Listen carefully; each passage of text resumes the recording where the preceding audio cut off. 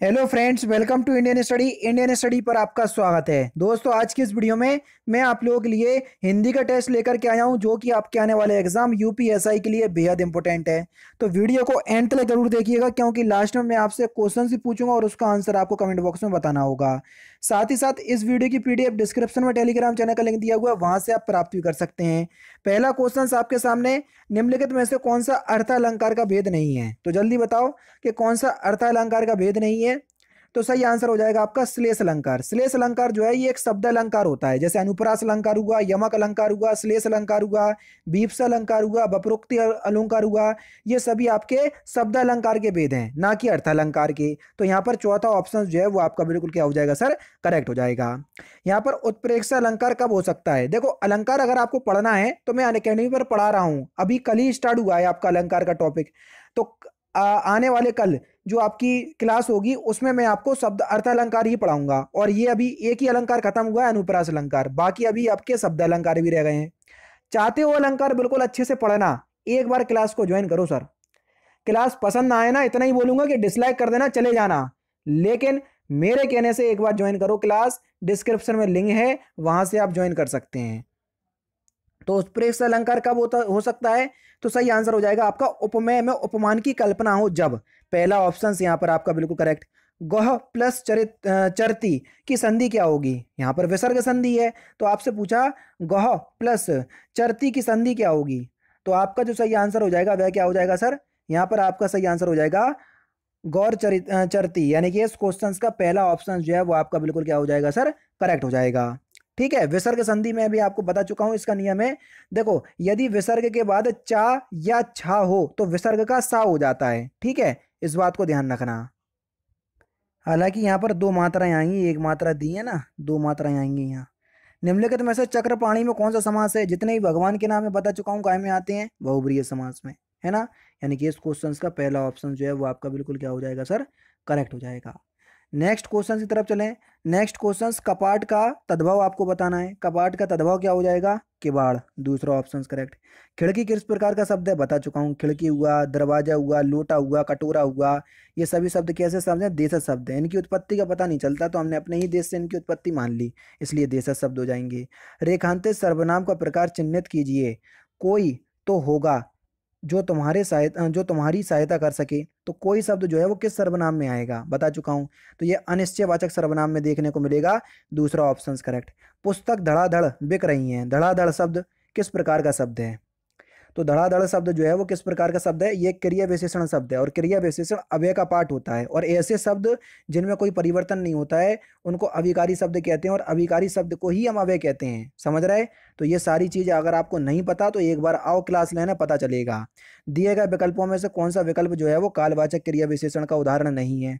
क्रिया विशेषण भी आपके 7 प्रकार से होते हैं, समझ रहे ना। तो जल्दी बताओ कौन सा कालवाचक क्रिया विशेषण का उदाहरण नहीं है?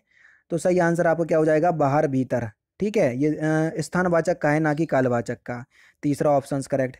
नवीन शिक्षा प्रणाली में विद्यार्थियों को प्रेरित किया जाता है।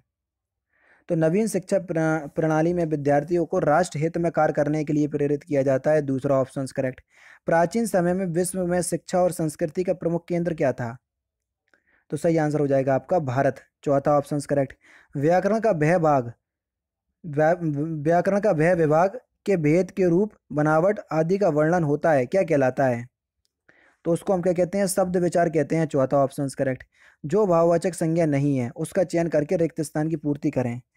ठीक है, निम्न में से फिल इन द ब्लैंक्स भाववाचक संज्ञा नहीं है, कौन सी? तो सही आंसर आपका क्या हो जाएगा? पढ़ाई। पढ़ाई जो है वो एक भाववाचक संज्ञा नहीं है, पहला ऑप्शन करेक्ट। कौन सा शब्द नेत्र का पर्यायवाची है? सिंपल है। तो नेत्र का पर्यायवाची अक्षी, अक्षी जो है ये नेत्र का पर्यायवाची है। इनमें से तत्सम शब्द आपको बताना है, क्वेश्चन नंबर 15 में कौन सा तत्सम है? तो आपका जो सही आंसर हो जाएगा वह क्या हो जाएगा? दिन। दिन शब्द जो है वो एक तत्सम शब्द है, ध्यान रखना। यानी कि इस क्वेश्चन का दूसरा ऑप्शन जो है वो आपका बिल्कुल क्या हो जाएगा सर? करेक्ट हो जाएगा। ठीक है, नेक्स्ट क्वेश्चन से आपका 16 से 21 तक आपको गद्यांश दिए हैं, तो हटा देंगे अपन। 22 से 24 तक देख लो भैया, क्या दिया है यहाँ पर? एक भाग में गलती है, जिस पार्ट में गलती है वही आपको पहचानना है। मुझे रेलगाड़ी में यात्रा करना अच्छी लगती है, इसके किस पार्ट में गलती है? आराम से पहचान लोगे। मुझे रेलगाड़ी में यात्रा करना अच्छा लगता है ना कि अच्छी लगती है।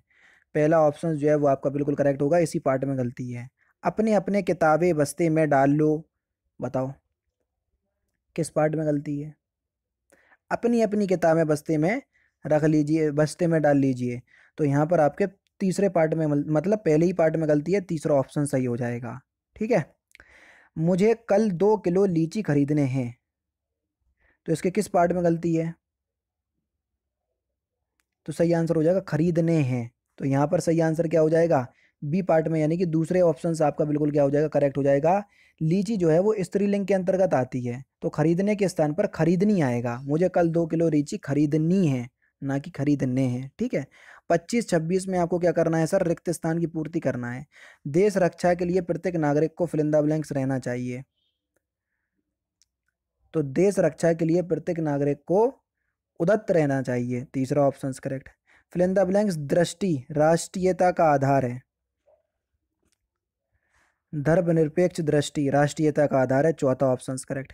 मैं खाना खा चुका था, वाक्य में भूतकालिक भेद बताइए। तो पूर्ण भूतकाल में होएगा, क्योंकि कार्य जो है वो संपन्न हो चुका है, इसलिए चौथा ऑप्शन करेक्ट। वधु का बहुवचन क्या होगा, क्वेश्चन नंबर 28। तो वधु का बहुवचन हो जाएगा आपका वधुएं, पहला ऑप्शन बिल्कुल करेक्ट। देखना बड़े ऊ की जगह छोटे ऊ की मात्रा हो जाती है जब जैसे नारी का हम बहुवचन निकालेंगे तो नारियां होंगी, तो लेकिन बड़ी की जगह छोटी की मात्रा आ जाती है। सेम यही यहाँ पर हो रहा है। ठीक है। निम्नलिखित में से कौन सा शब्द वर्तनी की दृष्टि से जो है वो शुद्ध शब्द है, प्रतिनिधि, दूसरा ऑप्शन यहाँ पर आपका बिल्कुल करेक्ट होगा। जिनका प्रयोग निश्चित शब्द समुदाय या पूरे वाक्य का अतिरिक्त भावार्थ प्रदान करने के लिए होता है, उसे क्या कहते हैं।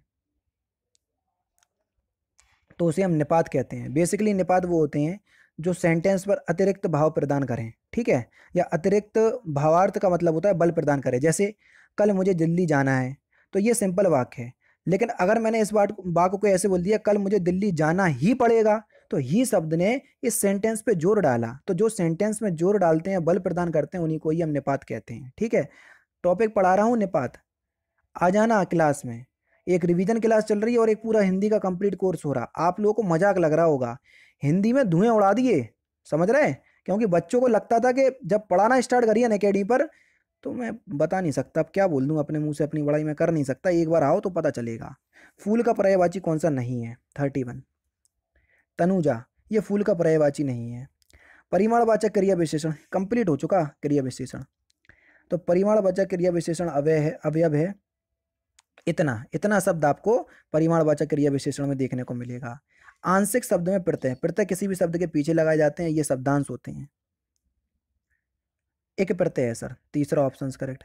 तिलक किस प्रकार का शब्द है, तिलक एक तत्सम शब्द है सर, पहला ऑप्शन बिल्कुल करेक्ट। तिलक जो है वो एक तत्सम शब्द है। सूरदास के गुरु कौन थे, बढ़िया क्वेश्चन।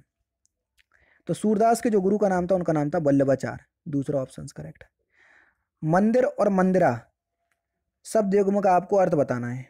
मंदिर का मतलब आप सभी लोग जानते हैं देवालय, और मंदिरा का मतलब होता है अश्वशाला, चौथा ऑप्शन करेक्ट। समूहार्थक शब्द चिन्हित कीजिए, जो शब्द जो है वो समूहार्थक है, समूह में रहता हो। देखो भीड़, जब दो या दो से अधिक लोग मिलेंगे तभी आपकी भीड़ जमा हो पाएगी। अमरस क्या है, बढ़िया क्वेश्चन, करवा चुका हूँ ये क्वेश्चन। अमरस जो है वो आपका क्या है सर, ये एक संचारी भाव है। संचारी भाव की संख्या जो है वो 33 होती है, लेकिन 34वां संचारी भाव भी माना है आचार्य देव ने छल को।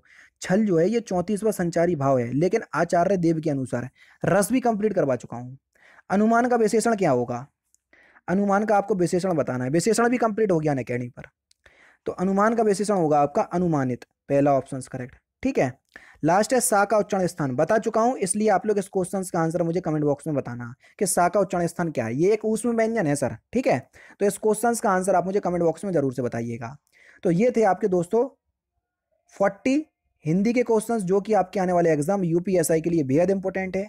वीडियो अगर आपको पसंद आई हो तो प्लीज दोस्तों वीडियो को लाइक और शेयर जरूर कर दीजिएगा। तो दोस्तों फिलहाल की वीडियो में सिर्फ इतना ही। अगर आपको वीडियो पसंद आए तो प्लीज़ दोस्तों वीडियो को लाइक कीजिए, शेयर कीजिए, और साथ ही साथ हमारे चैनल को सब्सक्राइब करना ना भूलें, क्योंकि मैं रोजाना इसी तरह के वीडियोस आप लोगों के लिए लाता रहता हूं। नमस्कार दोस्तों, जय हिंद, जय भारत।